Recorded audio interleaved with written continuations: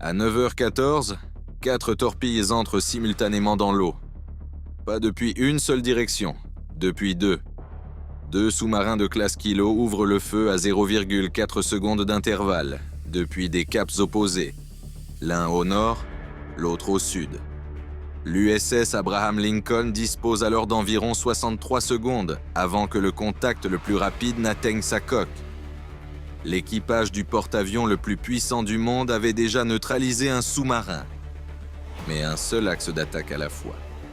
Deux axes simultanés depuis des caps opposés, ce n'est pas une version plus difficile du même problème. C'est un problème fondamentalement différent.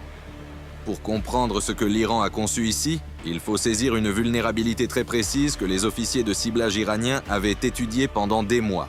Le système de contre-mesure de l'Abraham Lincoln déploie ses leurres depuis la poupe.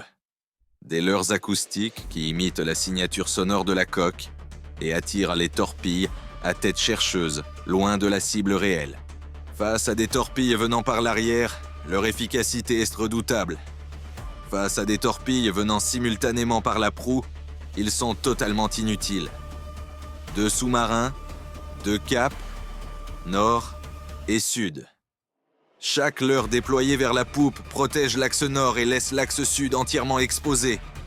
Chaque manœuvre d'évitement qui écarte la coque de la trajectoire des torpilles venant du nord la place directement dans celle des torpilles venant du sud. Chaque réponse conventionnelle à une menace aggrave l'autre.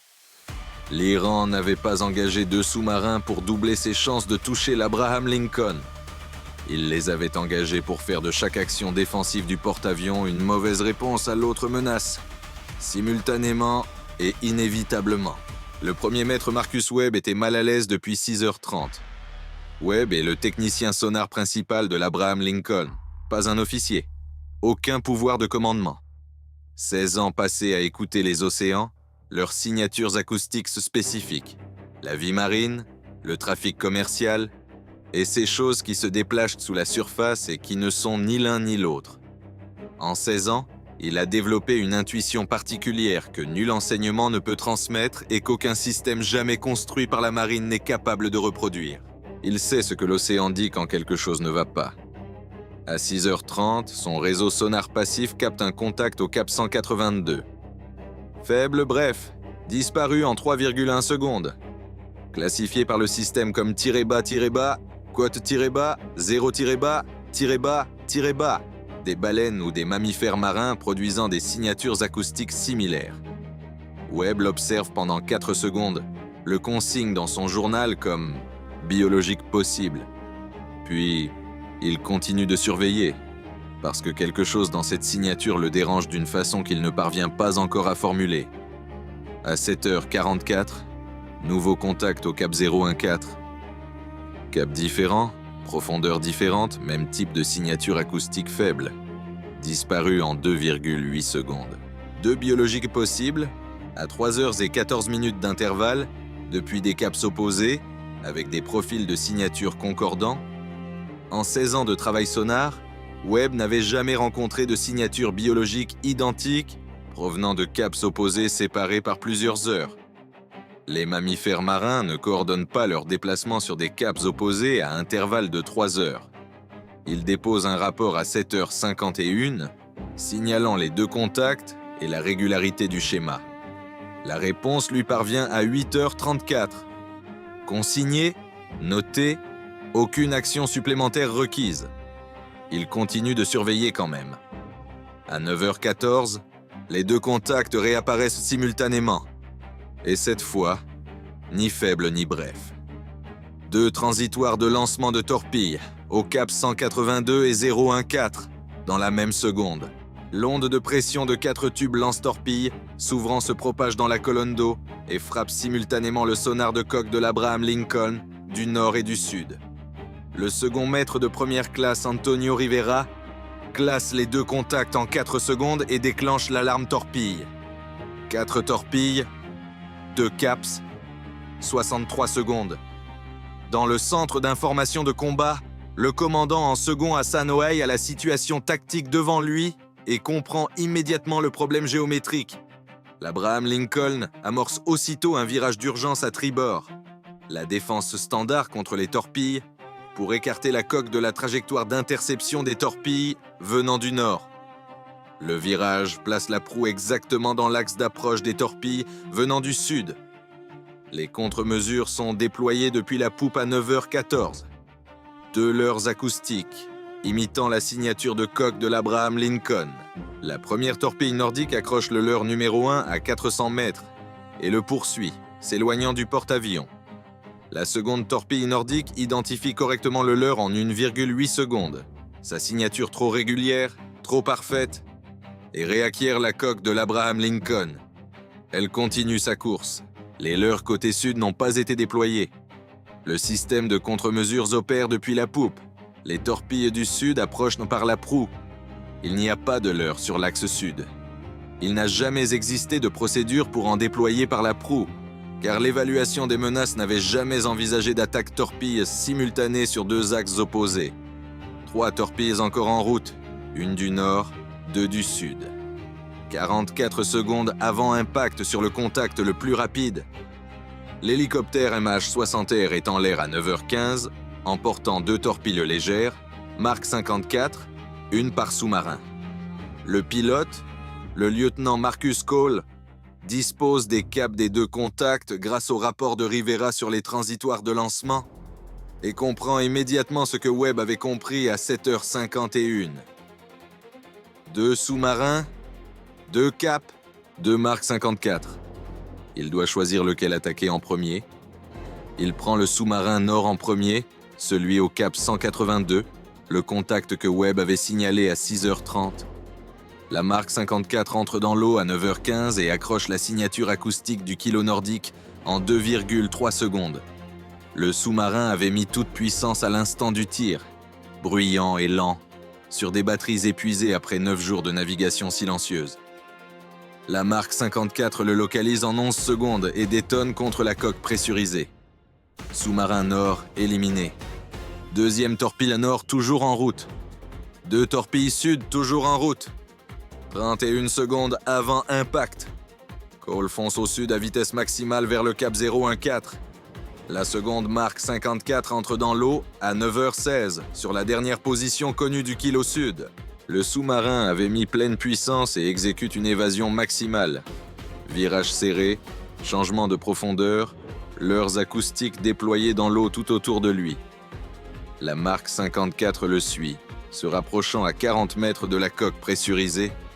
Le kilo sud déploie son leurre au moment exactement juste.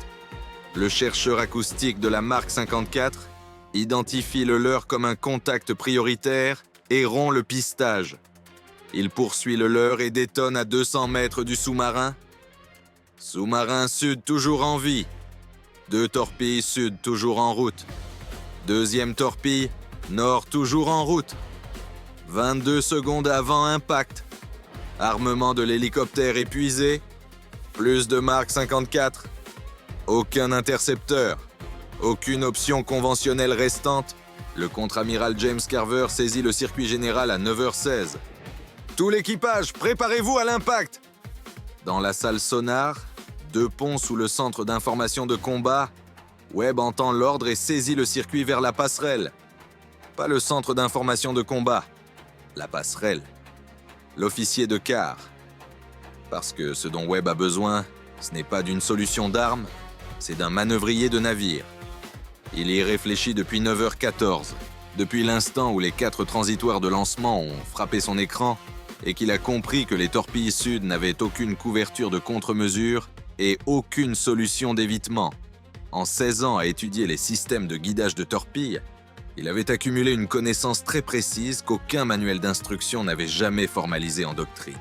La torpille S-765, armement standard des sous-marins kilo-iraniens, utilise un système de guidage par fil, un fil de cuivre physique reliant la torpille au sous-marin tout au long de sa course, lui transmettant en temps réel des corrections de position à mesure que la cible manœuvre. Ce fil a une profondeur opérationnelle maximale de 200 mètres. En dessous, la pression le rompt.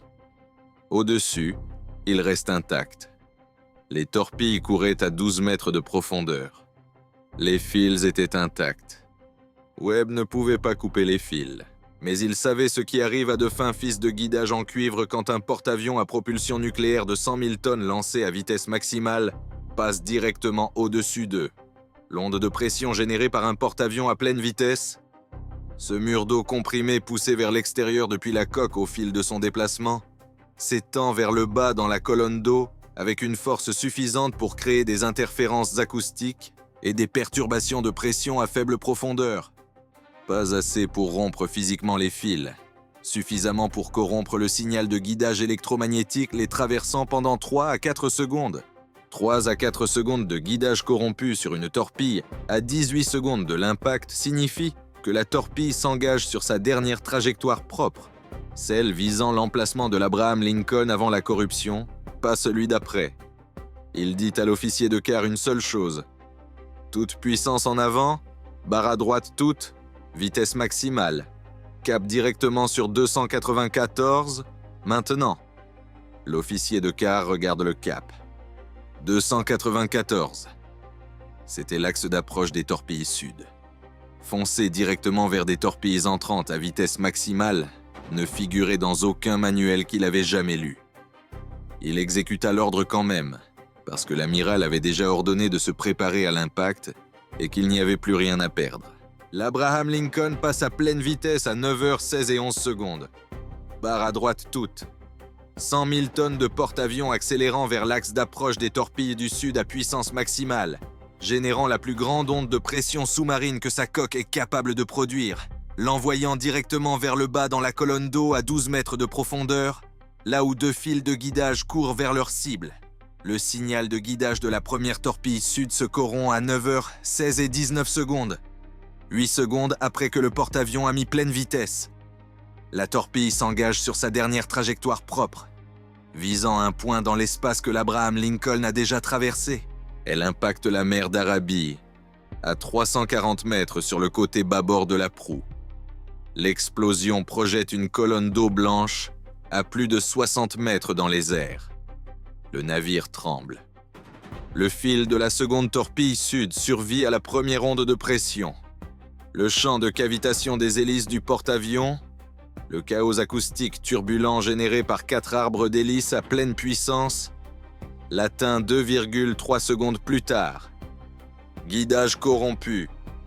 Dernière trajectoire propre. La torpille impacte à 280 mètres sur le côté tribord de la proue. L'explosion est suffisamment puissante pour projeter des membres d'équipage au sol dans des compartiments situés à 400 mètres du point d'impact. La deuxième torpille nord avait suivi l'Abraham Lincoln tout au long du virage et de l'accélération. À pleine vitesse, le porte-avions s'était déplacé de 210 mètres depuis le dernier point d'interception engagé par la torpille. Celle-ci cherche la signature de la coque à sa position projetée et ne trouve rien. Elle entame un balayage de réacquisition. L'Abraham Lincoln est déjà passé et s'éloigne en accélérant. La torpille épuise son carburant à 160 mètres de la poupe du porte-avions et coule sans exploser. 0 impact. 0 dommage à la coque. 6 membres d'équipage soignés pour des blessures subies pendant la manœuvre d'urgence. Dans le centre d'information de combat, OE fixe son écran pendant 4 secondes. 4 torpilles, les 4 neutralisées.